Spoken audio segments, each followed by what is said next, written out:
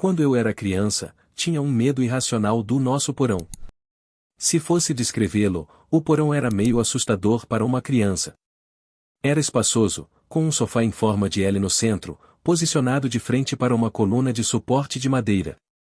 Na frente do sofá, havia uma grande e antiga TV onde conectávamos todos os nossos consoles de videogame. O layout do porão formava um grande círculo contornando o sofá. Havia um estande e uma mesa em um canto, um bar antigo no outro, com a porta da lavanderia atrás dele. No canto mais próximo da escada, ficava a porta de entrada para a pequena sala de ginástica do meu pai. Meu pai alugou o andar de cima para uma senhora idosa chamada Ruth, então tínhamos acesso apenas ao primeiro andar e ao porão. Meu pai raramente ficava lá, pois costumava passar o tempo na sala do primeiro andar. Eu, como o irmão mais novo, tinha entre 6 e 8 anos quando essa história ocorreu. Meus irmãos mais velhos não estavam em casa na época, então provavelmente estavam brincando com outras crianças. Minha mãe e eu éramos os únicos em casa, e meu pai provavelmente estava no trabalho. Normalmente, eu jogaria videogame com meus irmãos no porão para não sentir medo, mas, como estava sozinho, lembro-me de ficar um pouco assustado enquanto descia as escadas. A porta do porão era um incômodo, pois não ficava aberta por padrão, ou ela se fecharia lentamente, a menos que algo estivesse apoiado na frente para mantê-la aberta. Isso me fazia sentir ainda mais isolado do andar de cima, onde estava minha mãe.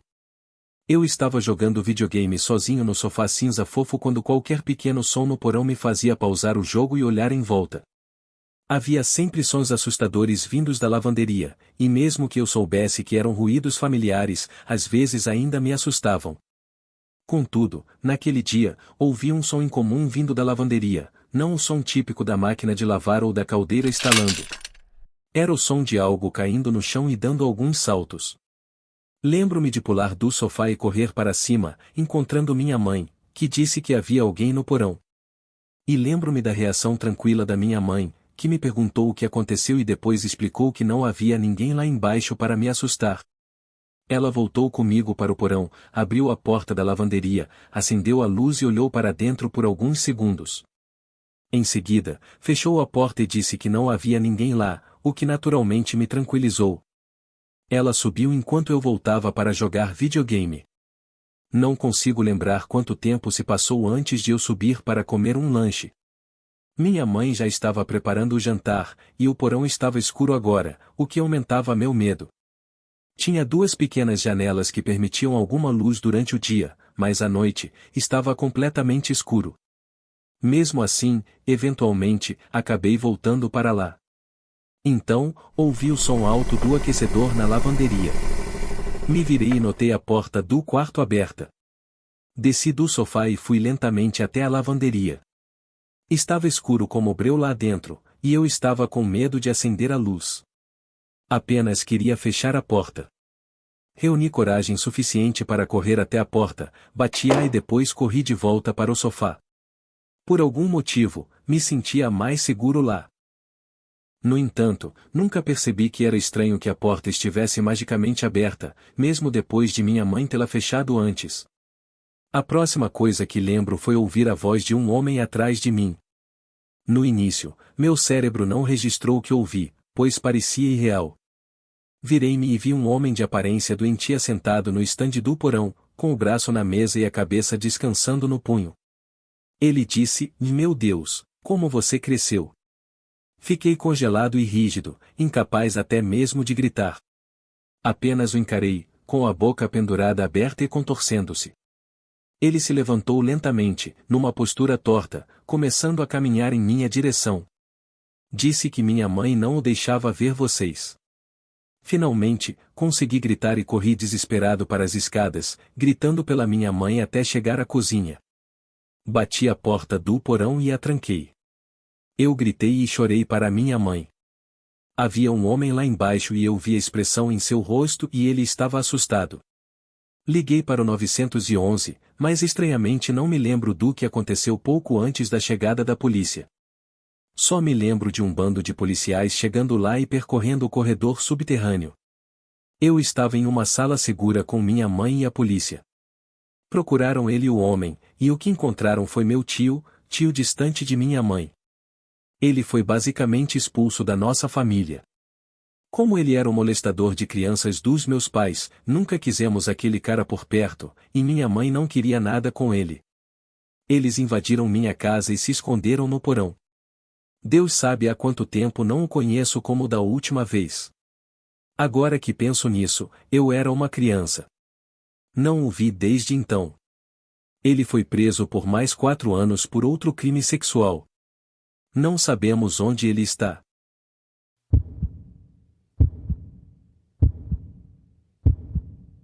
Aproximava-se o Halloween e estávamos em meados de outubro. O aniversário do Andy, meu primo, é no dia 15 de outubro, então, para comemorar seus 12 anos, todos nós nos dirigimos à casa do nosso tio John e da tia Melissa. Como temos uma grande família, as festas de aniversário costumam ser animadas. O clima ainda estava quente, então a celebração aconteceu principalmente no quintal. A casa deles é espaçosa, e sempre adoramos brincar de jogos como esconde-esconde. Andy e eu temos a mesma idade, e meu irmão mais velho, Chase, que tem 2 anos a mais do que eu, também participava das brincadeiras. Nossos primos mais velhos também se juntavam à diversão. Formávamos equipes e nos revezávamos como escondidos e buscadores, estabelecendo limites de tempo para encontrar o time adversário.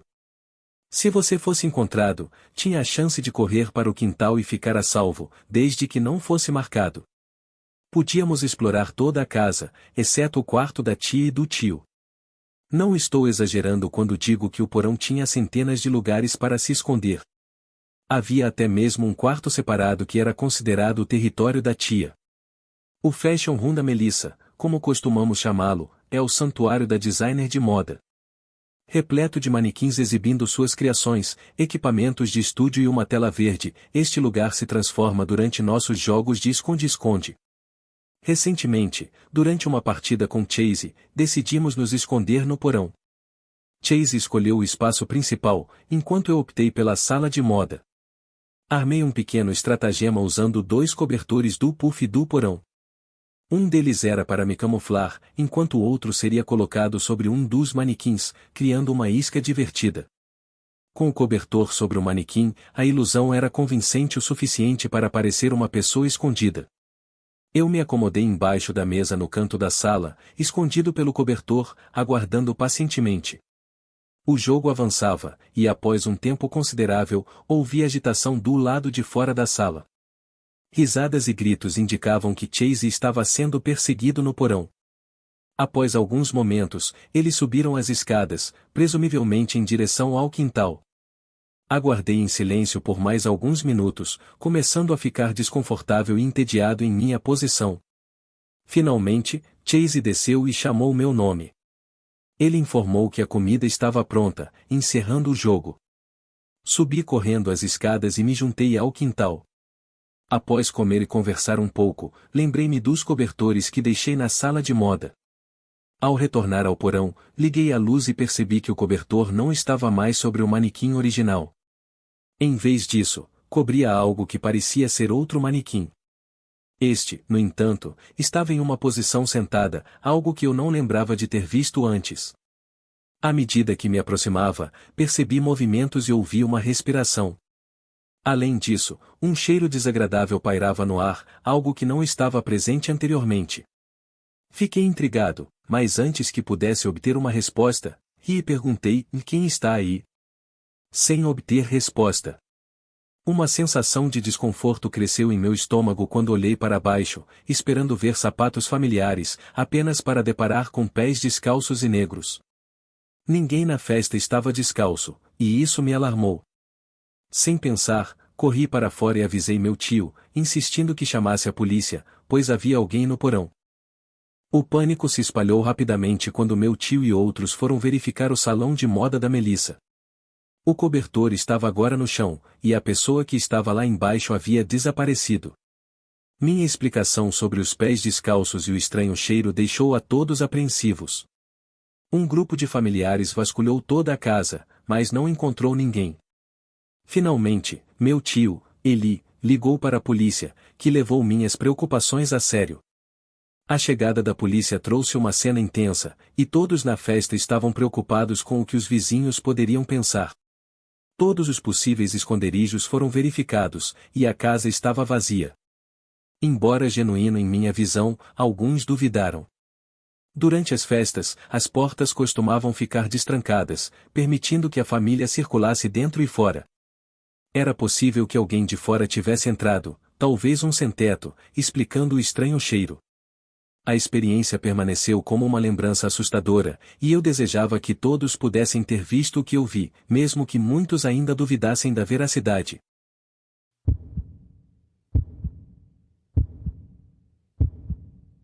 Essa história se desenrola lá atrás, quando eu contava apenas 8 anos, e agora, quase aos 25, ela permanece viva em minhas lembranças. Estávamos na casa do meu bisavô, em Idaho, durante as férias de Natal, reunindo a família. Nesse primeiro ano após o divórcio dos meus pais, minha mãe trouxe seu namorado, e visitamos a pequena cidade indígena com cerca de 1.000 habitantes, onde meu avô morava em uma casa de 2 andares, cercada por vastos campos e florestas. Um dia após nossa chegada, tios, tias e primos da mesma cidade nos surpreenderam ao dirigirem 10 horas para nos visitar, mesmo após nos informarem que não poderiam vir devido ao trabalho. Essa reunião especial incluiu meu tio, padrasto e primo que vivia perto do meu avô. Depois das formalidades dos adultos, eu e meus primos, Sam, de 9 anos, Evan, de 12 anos, e Kennedy, de 10 anos, decidimos descer para o porão e começar uma partida do nosso jogo favorito, Monstro. A dinâmica do jogo envolvia Sam e Evan se escondendo no escuro do porão, com as luzes completamente apagadas. Eu e Kennedy, então, tínhamos a tarefa de encontrá-los, guiados pelos ruídos que faziam. Contudo, se nos aproximássemos demais, eles assumiriam a personalidade de monstros, emitindo sons assustadores, e tínhamos que correr de volta para a segurança no topo das escadas. Embora pareça um jogo simples agora, na época, proporcionava uma experiência emocionante um tanto assustadora. Sam e Evan desceram para se esconder e nos instruíram a esperar 2 minutos antes de começar a busca. Ansiosos, aguardamos o tempo determinado antes de descer para encontrá-los. O porão, envolto em completa escuridão, recebia apenas a fraca luz do fogão a pellets e a luminosidade da lua pela janela. Mesmo sabendo que era apenas uma brincadeira de esconde-esconde, a escuridão contribuía para criar uma atmosfera assustadora. Após aproximadamente 5 minutos, Sam e Evan saltaram de seus esconderijos, provocando gritos e risadas. Corremos de volta para as escadas, mas algo parecia fora do comum desta vez. Ao retornarmos ao porão, notamos que a janela estava aberta, detalhe que havíamos ignorado anteriormente.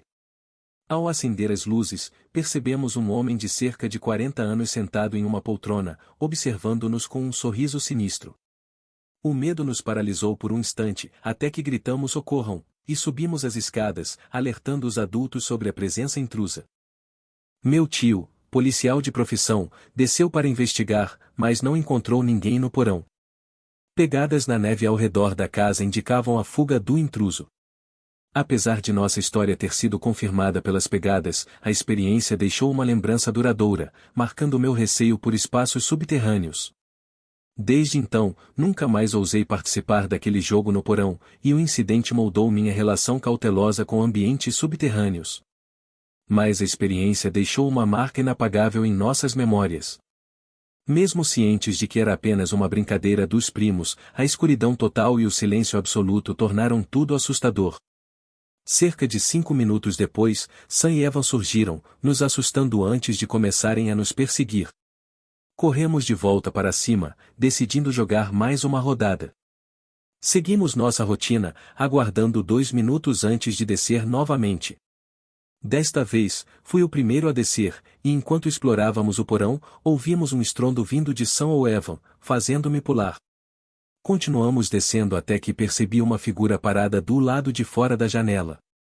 Parei abruptamente, estendendo a mão para interromper Kennedy, que ficou irritada, questionando o motivo da parada.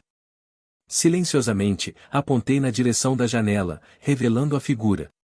Kennedy, ao notá-la, sussurrou aos primos que precisávamos interromper o jogo devido à presença de alguém lá fora.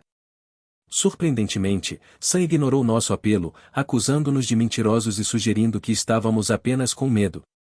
Frustrado com a falta de confiança, comecei a ficar chateado. Insisti para que olhassem para a janela acima da TV, onde Sam e Evan finalmente emergiram de seu esconderijo embaixo da mesa de ping-pong. Evan riu, sugerindo que era apenas o tio Stan fumando lá fora. Contestando essa ideia, expliquei que meu tio Stan sempre fumava na varanda da frente, não ao lado da janela do porão. Evan, aparentemente irritado, sugeriu que poderia ser meu avô verificando a casa. Encorajado por Sam, subi as escadas para verificar, fingindo procurar algo na sala de estar. Para minha surpresa, não encontrei meu tio Stan ou meu avô. Todos que eu conhecia estavam sentados na sala, e meu estômago embrulhou. Não era meu tio Stan nem meu avô. Todos estavam presentes na sala de estar, e a figura lá fora continuava um mistério. Desci tremendo e contei a todos que havia alguém lá fora. Sam e Evan finalmente perceberam a gravidade da situação, suas expressões mudando de descrença para medo, e Kennedy começou a chorar. Pedindo que não fizesse muito barulho, subimos as escadas para decidir o que fazer. Sam e Evan propuseram ideias precipitadas, como confrontar o intruso, mas decidimos ficar no topo das escadas por apenas 5 minutos. Quando descemos novamente, a figura havia desaparecido, e presumimos que ela se afastara. Decidimos encerrar o jogo, optando por jogar ping-pong. Ao acender as luzes do porão, notamos que a janela estava aberta, uma revelação perturbadora. Olhando ao redor, meu coração afundou. Um homem de meia idade estava sentado em uma das poltronas do sofá, sorrindo de maneira sinistra. Paralisados pelo medo, permanecemos ali enquanto ele se levantava. Gritei: "Ocorram!", subimos as escadas e fechamos a porta do porão. Chorando, relatamos à nossa família sobre o homem no porão. Um dos meus tios, que era policial, desceu armado com uma das armas do meu avô. Após alguns minutos, ele retornou, afirmando que não havia ninguém lá embaixo. Presumimos que o intruso escapou pela janela e fugiu. Os adultos acreditaram em nossa história, já que as pegadas na neve ao redor da casa levavam à entrada da garagem do meu avô, e nada foi roubado no porão. Foi um alívio que todos estavam bem, mas o susto deixou-nos tão assustados que passamos a noite abraçados com nossas mães. Eu estava tão assustado que optei por dormir na cama com a minha mãe naquela noite. Desde então, eu e meus primos nunca mais jogamos aquele jogo. Meu avô ficou muito chateado, pois pensava que suas janelas não podiam ser abertas do lado de fora. No entanto, ele ficou aliviado por nenhum de nós ter sido prejudicado. Meu avô faleceu em outubro de 2017, e sinto muita falta daquela figura paterna em minha vida. Desde o incidente, nunca mais tive coragem de entrar em qualquer porão, mesmo à medida que envelheci. Embora não tenha retornado à casa do meu avô em quase um ano, o medo daquele porão e de qualquer outro que eu possa encontrar continua presente em mim,